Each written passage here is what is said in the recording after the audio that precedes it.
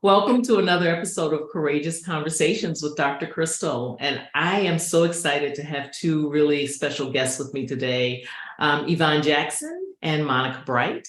Monica, as you probably have seen, has been on before when we talked about building your own business and talked about her thriving yoga practice and her thriving yoga business. And Yvonne Jackson is someone who is very near and dear, true transparency. She's a BFF cousin of mine.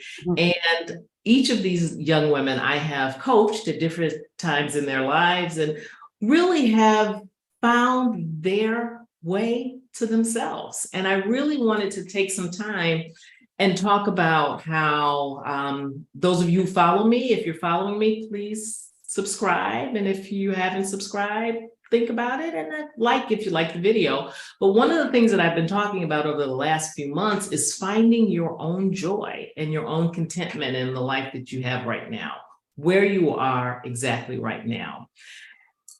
And I asked these women if they would come and discuss some of the obstacles and hindrances that they have had to finding their authentic voice and their power in both professional and in personal relationships, and how they are thriving, each of them in their own way, moving forward to create the life they want for themselves and for their families. So thank you, ladies.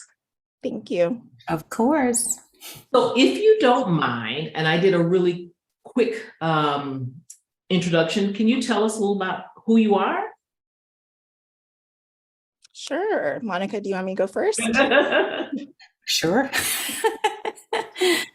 I am in my mid-40s and I work in education in Colorado. I have been in education for almost 20 years now. I'm starting as a teacher and then moved up to an administrator, and now I'm a principal. I'm a mom of a 12-year-old little boy who's about, well, I guess he's not little anymore. He's about to be, Not little. he's not. He's about to be a 7th grader. So a little bit about me. Mm-hmm. Thank you. My name is Monica Bright, and let's see, I'm a yoga teacher. Master teacher, and also a business owner. So I teach yoga students, but I also teach yoga teachers how to build their careers. And I kind of moved into this path during COVID when we were all working from home. And I decided once I started my own business that I didn't want to give that up. Partially because I enjoy working for myself, but for the other reasons that I get to be at home with my children. I have 2 girls, age 20 and 16.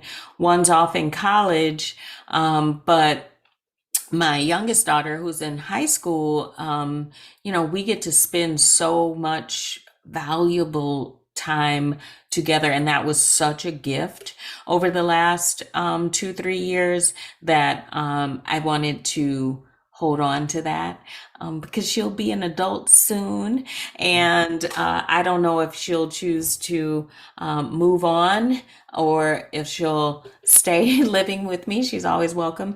Both of them are, but I consider myself an educator. I am a yoga teacher, but before that I was a school teacher and an educational consultant. And when I worked in corporate America, I found myself coaching and teaching the new hirees. So I've always been in a role of teaching. And so I know that at whatever capacity I'm doing that while I'm here on this earth, that it is my purpose for being here. So that's a little bit about me. Thank you, ladies. So we're going to jump right into our topic. And our topic today is finding love after loss. And that is finding the love of yourself and finding your own empowerment and your own growth and your own resiliency when you have been in a relationship that has not been the relationship that you wanted it to be. And so whether you moved on and whether it's through divorce or whether you moved on and made another decision for yourself or just decided to take some time to figure out exactly what you want and who you are, I wanted to talk to these women because they have really modeled exactly what it is to have an obstacle, to feel sad and, beaten down at some point in time, but most importantly, feeling as though they have found their authentic voice and found what they needed to move forward to create the life they want right now. So we're not doing any backwards looking. We're not looking at mistakes that were made or issues that they had. We're looking at where they are right now. And so what I wanted them to speak to is how they found the courage to move forward in whatever capacity they needed to find their voice and their power. So who wants to open the floor? Well, I'll just start and admit that I don't know if it was really a choice on my part or that I was thrown into that. Right? By not really by a choice that I made, but I'm single, so I've had a few relationships in my life that I have decided have not been what I want in a relationship and have moved on. I am a certified relationship girl. This is what I've always told myself my whole life. It's like, I love relationships, long-term relationships. I just like the idea of being in relationship. But what I realized is that in choosing that story, what I was giving up was a bit of myself, Your right? power. Because if this relationship didn't work, then I'm still a relationship girl. So I got to go and find another relationship because I'm a relationship girl, right? And last year I made a concerted effort to not get into another relationship. There was a great deal of healing that I recognized that I needed to go through for myself, in order to grow into the woman that I wanted to be at this stage in my life. And so it wasn't easy because sometimes, getting into another relationship can help cover up all of that hurt and the disappointment and all of that because you got the butterflies of the new. But I decided that each day, whether it hurt or not, whether it sucked or not, and most of them sucked, that I was just going to deal with it, and I was going to try to find happiness with just being single and just with myself and really getting to a point, because this is a question that I legitimately did not know how to answer last year, is like, what makes you happy? And I had a friend that asked me that, and I was like, I don't know. And to admit that to yourself is one thing, but to say that out loud to somebody else is like, wow, I really need to pause here for a second and think about this and figure it out. Try some things out. See if does that make me happy? No, let me try something else. But I applaud you, and I'm going to let you jump in, Yvonne, but I applaud you, Monica, for admitting that, because the reality is, and that's one of the things as I've started a few series about finding your voice and joy and contentment, most of us don't know what makes us happy. That's not a question that, I mean, personally, that's not a question that I have ever been asked in my parents never asked me what made me happy. My professional endeavors never questioned what made me happy. I had to figure that out on my own, and it is always through trial and error. And so I applaud you on admitting that, because I bet you there are many who are listening who would say they also don't know what makes them happy. And so as you guys have known, one of the things that I ask you is, then how can we ever find someone who helps to make us happy if we don't know what makes us happy. Mhm. Yvonne? Monica, I appreciate what you said, because so much of what you said just resonates with me and my experiences.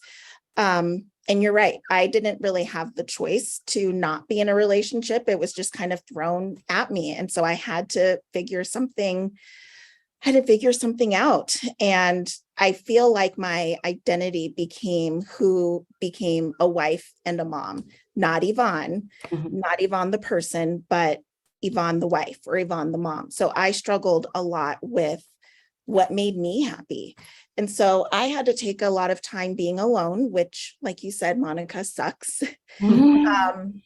But that was the time I was able to give myself to reflect on past relationships, on past experiences, and what I need for the future. I spent a lot of time alone, which I felt was good, because being a wife and a mom, you're not really alone. You're always with someone. And sharing custody of my son caused me some time to be alone. I couldn't name then what made me happy. I couldn't name then what I liked to do, things that made me happy, because again, my identity was wrapped up in something else. Mhm. So just thinking about progression, dated other men, and I realized I was dating the same kind of man each time. And I there's, think there are people who can relate to that. yes, oh, I'm sure. And someone had told me, and I can't remember who it was, but God will teach you the same lesson over and over again until you get it. And so once I found myself in the same kind of situations, relationships, I just kind of stopped and I said, God, what are you teaching me? And another person told me, and I thought it was a little crazy, but to write down what I wanted in a man so I can manifest it. And so I remember it was in December, a couple of years ago, and I just wrote down, here's what I want. And I didn't hold back. I kept my expectations high, and I wrote down every single quality or characteristic that I was looking for. And 3 months later, I met this amazing guy. This was over 2 years ago, and we're still together. And everything I wrote down manifested into him.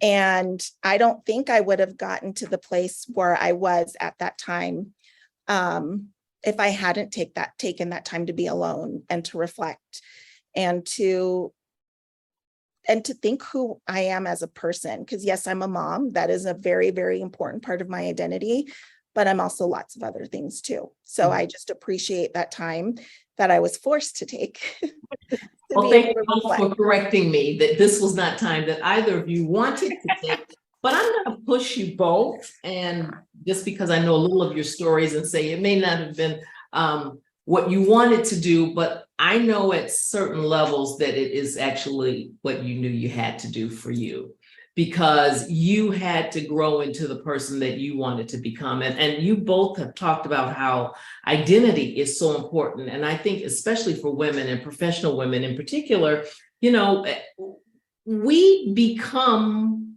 our jobs, we become parents, we become spouses, we become the best friend, we become the whatever. And never do we take a moment to figure out who I am, what I want, what makes me happy, what brings me joy. And because we live in a society of everything quick fixes and everything is bright and shiny, and we look at Instagram and YouTube and Facebook, and we see these beautiful pictures that have taken 20 hours to make one shot, and we think that's the perfect life. And then you look at your life and you go, it really doesn't measure up. But what I really hope and try to encourage everyone to do is to model your life after you and what makes you happy, and ask those questions. What do I want? What don't I want? What are my deal breakers? You know, I think, do we ask what our deal breakers are, or do we just get to a point and realize that, ooh, that's not where I want to be? So, you know, these are all questions that if we don't ask ourselves, how will we ever find the person to meet that Mhm. or to offer that. Mhm. I want to share this part of some of my healing journey. I think um, initially, when I became single, it was like, oh, this person did this and this and this wrong, blah blah blah. That lasts for about, a month or so or whatever, and then um, I had to take a look at me and how is it that I wound up in a relationship that had so many very, very, very clear red flags at the beginning, right? And and so that kind of work with myself and questioning myself and like, you saw this though, right? But you gave excuses. You saw all of this stuff, and you still kept on going. And for me, it was like, well, let me get right with myself. Let me get real with myself. And the truth is that, when I was entering not just one relationship, but many relationships in my life, I enter them from a place of brokenness in myself, Mhm. right? And so if I hadn't done self work to understand or to realize or to get to a point where I love myself this much, but instead I love myself this much, and this gap in between, I'm looking for somebody else to fill and to give to me the love that I don't know how to give to myself, was really important for me to figure out that no, Monica, like you share some blame in this situation that you have found yourself in. But the beauty of it, and I would not go through the experience, I would 100% go through it again, because these experiences that I've had in my life have awakened me to the point where it's like, girl, get yourself together. Right? Otherwise, you're going to, like you said, Yvonne, just keep on dating the same person in a different Right. body.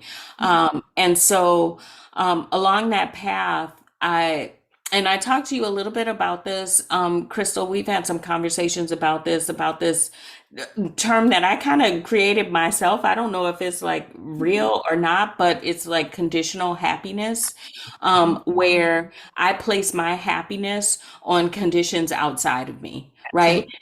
Absolutely. And whether somebody calls or somebody texts, or if, my children do something, or but something that's outside of my control. And I realize I can't allow my happiness to be dependent on something else. Like, if he or she doesn't call, am I still going to be happy? And Validation. Validation. And part of that is that society has us look outward for validation. We don't look inward for validation. How does this make me feel? How do I think that I show up in this relationship? And I think that so much of what we do as mothers and as caretakers are we look outward to how are we making everyone else happy, as opposed to figuring out what's making me happy. And we miss that. We miss that mark of, oh, I'm not satisfied. I'm not content. I'm really not happy, but everyone else around me is. So therefore, I should be okay. Mhm. And so we miss the opportunity to say, but I have a voice and I matter, and my feelings matter, and my thoughts matter, and what I need and want matter. I think that I had come to the realization, like really realizing that I have lived most of my life doing things that I think I'm supposed to be doing, or somebody has, said to me that I should be doing. By 26, I was married with a house and, a four-door sedan. I had a sports car before then. Like, I didn't want a sedan. And, but these are things, it's like, well, I'm getting in my late 20s. I should be getting married now. Like, this is what I should be doing. And now, I finally have gotten to the point where it's like, I don't care what or you think I should be doing. It's like, what do I want to do? What do I want to do? And if that means I want to lay in the bed and watch Netflix all day, if that's what I want to do, I'm going to do it. That's right. That's right. And I think that it's important to remind yourself that you do get the option to choose what you want to do in your life. Right. And what are we teaching our children? Well, I was just about to bring that up. It's just like, yeah, because I know that my daughters are watching everything that I do, and Yvonne, your son's watching everything that you do too, right? And so we think about like, how are we modeling? Um, uh, What when are we we go modeling? through hardships, right? What are they seeing, right? How do they see you wake up every day? How do they see you navigate it? They're not going to not have hardships, right? But modeling, I didn't have these conversations with my mom. I never saw her date ever. So, it's not like I had these conversations, and I know with my children, it's like, no, I want to talk to them about this. Like, what do you think? And so I asked my oldest daughter, I was like, do you think that last year that I was depressed? And she was like, oh yeah, uh-huh. Yeah. Yeah. Like you were. She also gave you a really good word that she used, that you were being gaslit. If I'm Well, not mistaken, that was the word that she used. And you were like, okay now. there's so many terms that come up in dating life nowadays, stuff that I had no idea, because I was married for 20 years, before I'm thrown back out in the dating scene. And for me, it was just like, I like you and you like me. Like, let's figure this out. And it's like, that's not how it works these days. It's so different, but I've learned so much. And again, I wouldn't take any of it back, because I wouldn't be who I am now, Right who's now. standing like in my own power, and making choices for me, That's right. and not because they will benefit somebody else or it Right. will please somebody else. But in order for me to get here, I had to go through these experiences. So if you don't mind, let's take a little turn to what some of the feelings are that you have had to work through.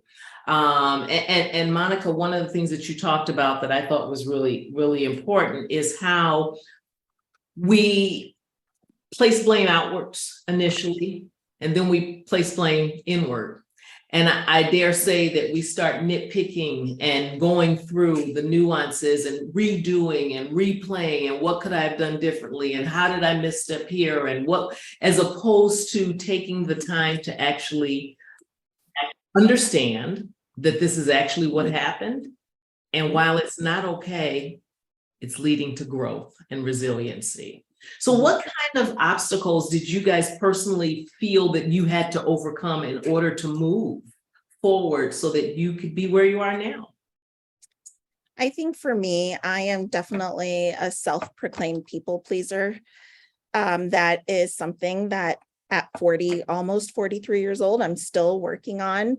And I feel like that gave my power away.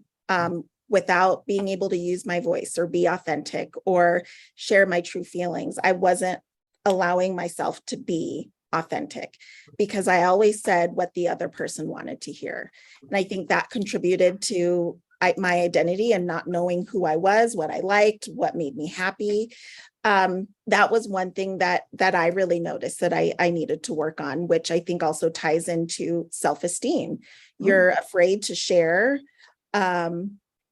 what you really feel, because you don't want that other person to be mad at you. And then you're mad at yourself for feeling that way. And um, that's hard for me. And that's something I'm also trying to teach my son is please use your voice. If you feel something, use your voice, because like you both said, our kids are always watching and they are so smart and pick up on all these little nuances.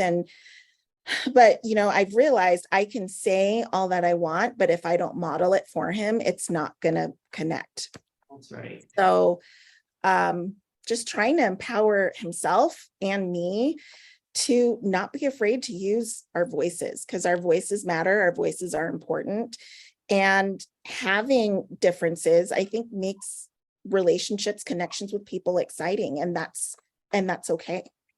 And voicing those differences, if I can interject, because I think one of the things that I am really a proponent of and really think it's important as parents is that we need to model for our children how to have difficulties and differences in a healthy way.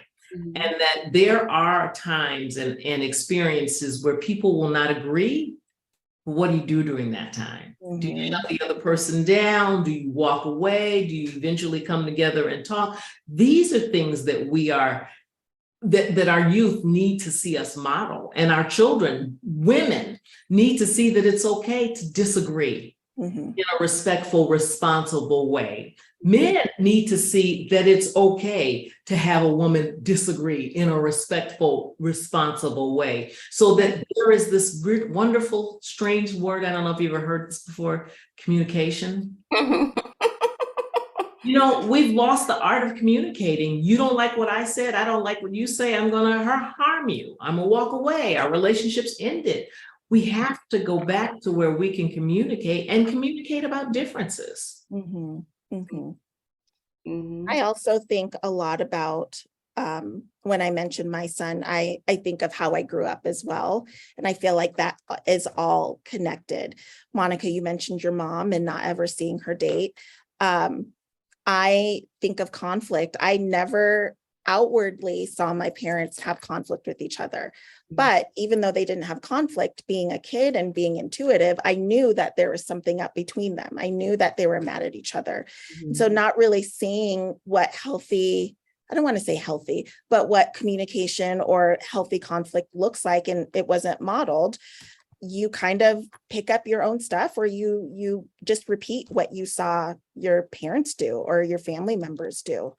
And that's something that I'm cognizant of and try to model for my son. But I'm not perfect. And I know it's something that I'm working on, and I'm going to continue to work on that piece too. Yeah, I think it's so challenging because we aren't really taught like conflict resolution, right? We aren't really taught like healthy communication, or what happens when, or how do you navigate it when you don't have healthy communication? Like, what do you do? We aren't taught these things, so we're going through life just trying to figure it out as best we can. And if you're lucky enough to have a partner who is like, yes, I'm willing to figure this out with you, then gosh, like, yay. But if you're not, if you don't have someone who's willing, to go down those roads with you, then, it's really hard to get out of that hole. I think, for me, what I really had to learn to do while I'm navigating this grief and this period of who am I, and I'm single now, and this is not what I thought my life at this stage was going to look like, is that healing is this winding road that has potholes and all kinds of U-turns and dead ends and everything. And there were times where I was like, I'm doing pretty good, on this healing journey. And then something would happen, and then I would crash and burn. And I was like, oh gosh, okay, I didn't handle that. But what I always told myself was, it's okay, Monica. This is going to help you. This is going to help you evolve. You going through this situation Right is now. going to help you evolve to the next level. So giving myself grace, it's like, okay, I didn't handle it the best this way, but I went through it and now I know I would handle it in a different way. So it's like, okay, I got through that. Now, let's keep on with this journey. And when the next thing comes, let's see, because I learned something in the last hiccup.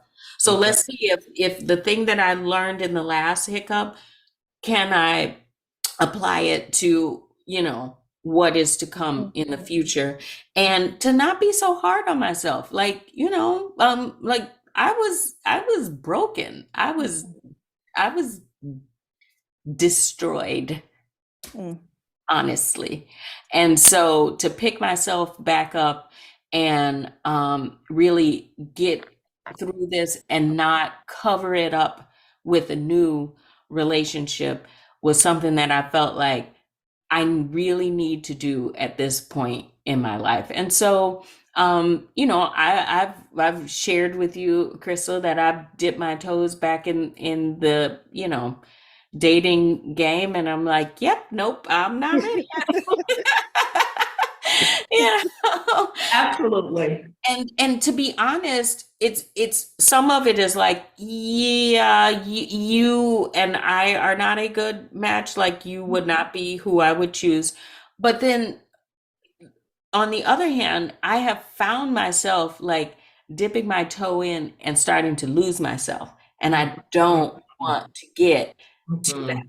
When I begin to date again, I want to be in a space. This is my hope for myself, is that, and what I'm working on, is to be in a space where it's like, I don't have to lose any of me. I can still give to me and the overflow give to one else. But in this process, I'm not losing myself again. And that's really important for me. And so when I recognize that I've done that, it's like, oh, no, let me pull back.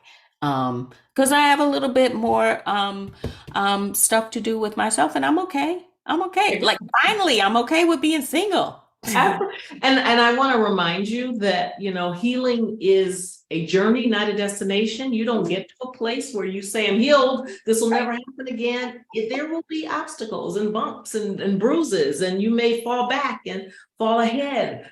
But one thing you said, Yvonne, that I really wanted to highlight or wanted us to talk about for a few more minutes is about intuition. And I'm a firm believer that any mistakes that I've ever really made in my life, I have gone against what my whole being told me was wrong. Mhm. Mhm. I knew it, and it would destroy others or make someone else unhappy, or I would be seen as the bad person, and so I just kind of acquiesced. And every fiber of my being told me that that situation, that circumstance, that person, that event, whatever, was not what I needed to be involved in. And so I think that, and you alluded to this, Yvonne, we don't listen to our intuition. We don't listen to ourselves, and we don't listen to that part of ourselves that says, that's not right. Mhm. And I think that we often think we have to understand it in the moment, which is false. Sometimes you just get the feeling something's not right, and you just have to wait to find out why. Mhm. Mhm. Yeah. That is so true. And I relate to that so much because of, like you said, there's been thinking about the events that or mistakes I've made. There's always been that voice in the back of my head where I'm like, don't do that. But I don't listen to it. I don't go with my gut, and I just keep moving forward. And obviously hindsight is 2020. And I think with that too, I think it's important to learn from that, to learn what happens when you don't use your voice. And I think, Monica, you were talking about big red flags. And before, when I had started dating again, if I noticed a big red flag and I felt my intuition going off, I would just stop that relationship. And I knew I was on my healing journey when I was able to do that. I knew that I had peace being single, And the minute someone disrupted my peace or disturbed my peace, it's like, nope, I'm so fine being single. I don't need you to come in and disturb my peace and disturb what I've created for myself. Mhm. And I hope that we all realize that we're not looking for a partner to complete us. We're looking for a partner to enhance us because Mhm. we're already complete. We're already complete and whole individuals just the way we are. And so the partner that you want is the partner who makes you better, as you want a partner who you can make better. Because if we're looking for someone to fill a void or a hole or to heal us, one, they can't do that. Mhm. You'll never be whole. And so I like to remind myself and my clients and just people in general that, you know what, you get to speak your truth for you, just like the other person gets to speak their truth for them, and they don't have to agree. But you do have to make sure that whatever you decide on and whatever you decide you want to do for you, you take the positives and the negatives and say, yeah, I made this mistake, but that's okay, because at that point in time, it was a mistake that I was willing to make for me, not for someone else, not for someone else's journey, but for my journey and for my growth. Mhm. Yeah. Mhm. Another thing I'd add is that my children are older than than yours, Yvonne, but my oldest daughter, in she's dating, and in her dating experience, I've learned so much just watching her. And so, she's had experiences before where she's like, "Yep, I broke up with him," and like, "Well, wait a minute, did y'all talk? Did you try to give it a chance?" And she's like, "Yeah, I tried it, and they didn't listen." And so, and I was like, "Wait a minute, though," and she's like, "No, I'm good." Like, and I was like, "But don't you want to patch things?" And she's like, "No, I'm good. Catch up. I'm I'm fine. on." And I was like, "Wow, okay." I just want to push that little piece that you said, Monica, because I think that's so important. She said, no, I'm good. And she had to tell you that several times before you got the point, I'm good. And so that's part of us learning from them that, you know what, I'm good. And it's okay to say, no, stop, enough, I'm good. And someone to understand that that's exactly what you feel and what you mean. Yeah, yeah, right. And the thing is like, I did not teach her that. Well, She's I'm going to say you taught her some of that. And you like, may not feel that you taught her that, but you taught her, and it may not have been in that particular arena, but you taught her to value who she was and her voice and her authenticity. And that's what that did. yeah. That's what she did. That's exactly what she did. Oh, So I want to take just a few more minutes and talk about to any of our listeners. Yvonne, did you hear me? I know you are between Yes. things. Okay. I wanted to take a few more moments and talk about to our audience and to anyone who may hear this, 5 takeaways that you would give yourself. And a lot of it's growth. I understand that, things that you've grown into, but now knowing what you know, and I'm going to add the big grace there because I just want to caveat that with grace. When you know better, you do better. Mhm. So is there anything that a young woman or man who's listening today and has had their heart broken and is trying to find their way back to themselves, that you can give any suggestions or support or thoughts? Mm. I mean, I maybe we can bounce off of each other. Yes. I don't have a list of 5 like straight, Go but your list of whatever. but I think it doesn't seem like it in the moment that this will pass. You are going to be okay. You will learn so much from this. I believe that all the experiences that we have here were planned for us to have before we even got here, right? So this is sort of like our destiny, right? To come here, to learn these lessons, to go through these experiences.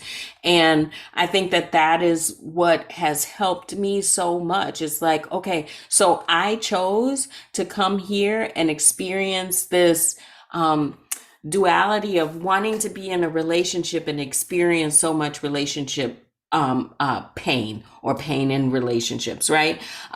But what is that teaching me?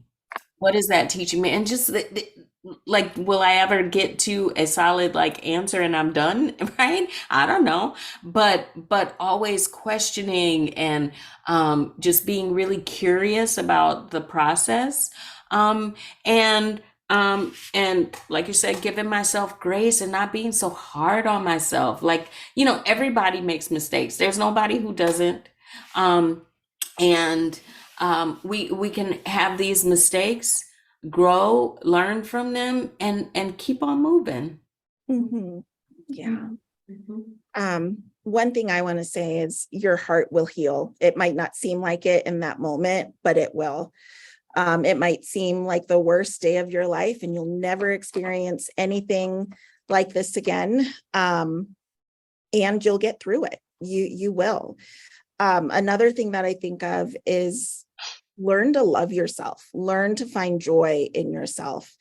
Like Monica said, everything happens for a reason, and take this time and just learn to find out who you are. Spend time by yourself.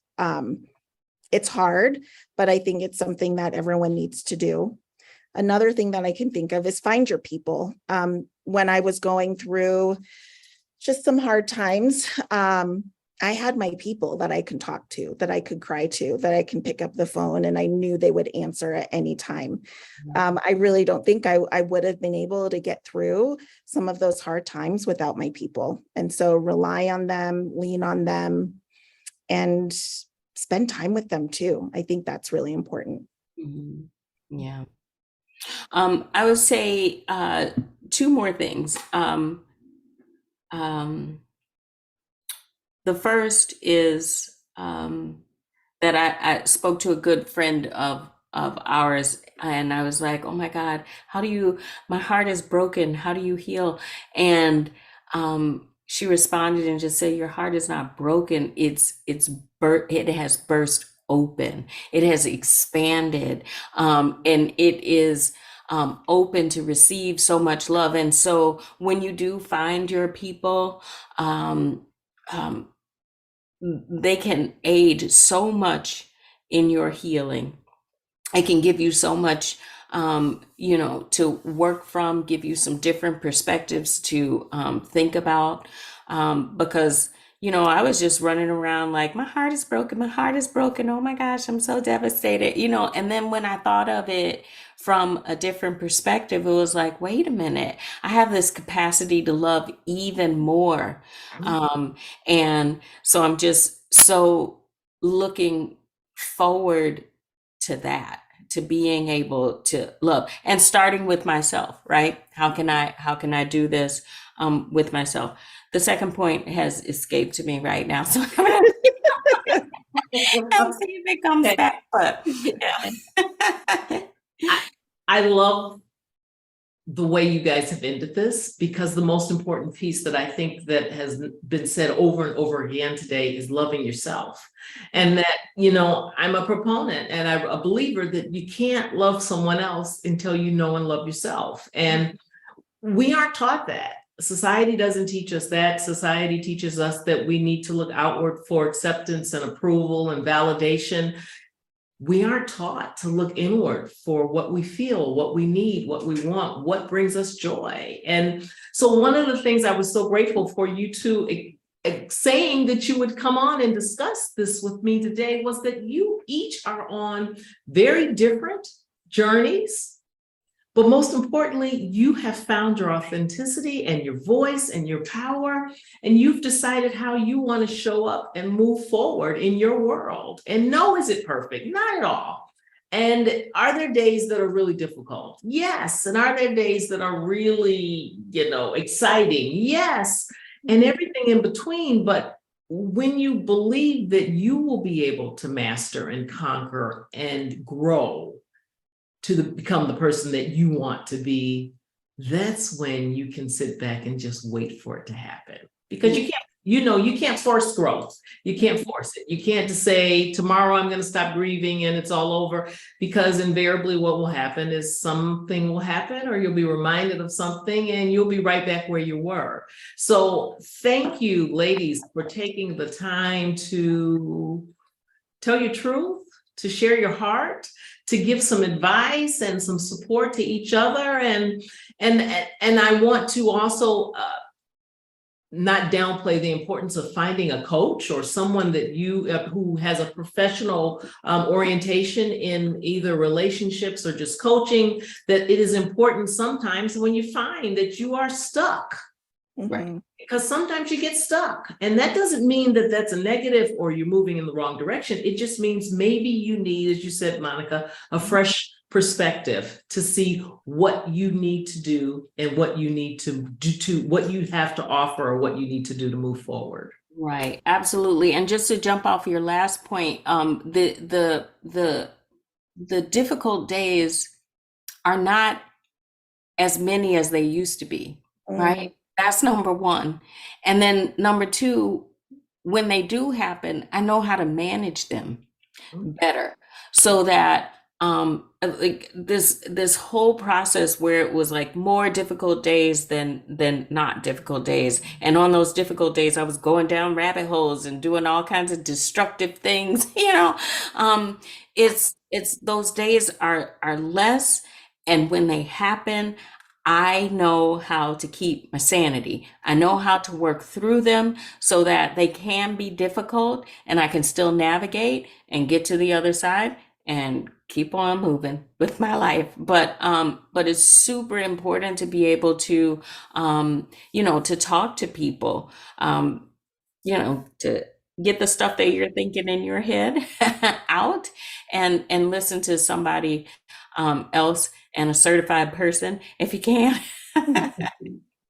Understood. Well, thank you, ladies. And I know, Yvonne, you have another meeting, so I know that you have to run, but I actually would love to do this again if you guys are open to this. I think that hopefully if there are any questions or thoughts that you have in the audience that you'd like to put on the screen or that you'd like to let us know, and even a topic that maybe you want to figure out how they've navigated, or what professional advice would be given or has been given, so that you can get to a place where you're loving yourself and finding your voice and deciding that you want to move forward to be the best you that you can be. So thank you again, Yvonne and Monica, and thank you again for joining me for another episode of Courageous Conversations with Dr. Crystal.